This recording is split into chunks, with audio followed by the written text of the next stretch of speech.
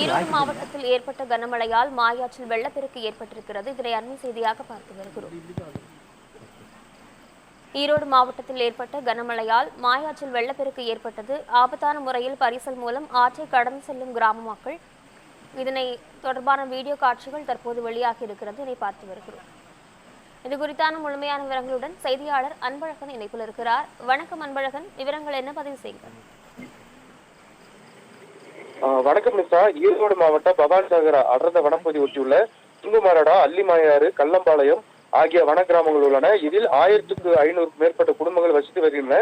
நீலகிரி மாவட்ட எல்லையில் உள்ள இக்கிராம மக்கள் மாயாற்றில் நீர் குறைவாக செல்லும் சமயங்களில் நடந்தே ஆற்றை கடந்து செல்கின்றன.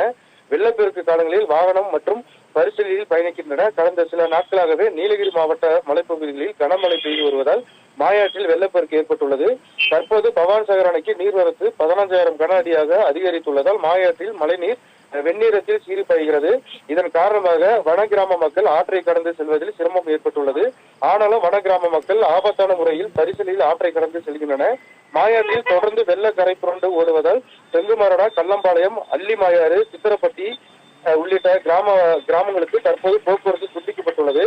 மாயாற்றில் அதிக வெள்ளப்பெருக்கு அதிகமாக உள்ளதால் டெம்போ, லாரி உள்ளிட்ட வாகனங்கள் ஆற்றை கடந்து செல்ல தடை விதிக்கப்பட்டுள்ளது. பொதுமக்கள் வாகனங்கள் மற்றும் பரிசல் மூலம் ஆற்றை கடக்க வேண்டாம் என வனத்துறையினர் எச்சரிக்கை விடுத்துள்ளனர். நிஷா,